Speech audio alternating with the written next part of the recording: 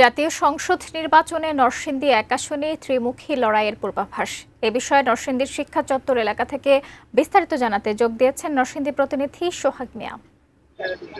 ধন্যবাদ আপনাকে। আসন্ন ত্রয়োদশ জাতীয় সংসদ নির্বাচনের প্রতীক বরাদ্দের পর আসনটিতে আনুষ্ঠানিকভাবে নির্বাচনী প্রচার প্রচারণা কার্যক্রম শুরু হওয়ার পর থেকে প্রার্থীরা বিভিন্নভাবে তারা প্রচার প্রচারণা, গণসংযোগ, সমাবেশ সহ উঠান বৈঠক সহ বিভিন্ন ধরনের কার্যক্রম তারা করে যাচ্ছে। এখানকার যারা প্রার্থী রয়েছেন তারা ভোটারদের বাড়ি বাড়ি যাচ্ছেন, মাঠে ঘাটে যাচ্ছেন। এছাড়াও তারা চায়ের দোকানে সব জায়গায় তারা প্রচার প্রচারণা চালাচ্ছেন। বিশেষ করে শহর থেকে একদম গ্রাম পর্যন্ত প্রার্থীরা ভোটারদের কাছে যাচ্ছেন। তারা বিভিন্ন উন্নয়নমূলক কর্মকাণ্ডের আশ্বাস দিচ্ছেন এবং নির্বাচন পরবর্তী সময়ে তারা এখানে নির্বাচিত হলে কি কি ধরনের উন্নয়নমূলক কাজ করবেন সেই বিষয়ে তারা আশ্বাস দিচ্ছেন।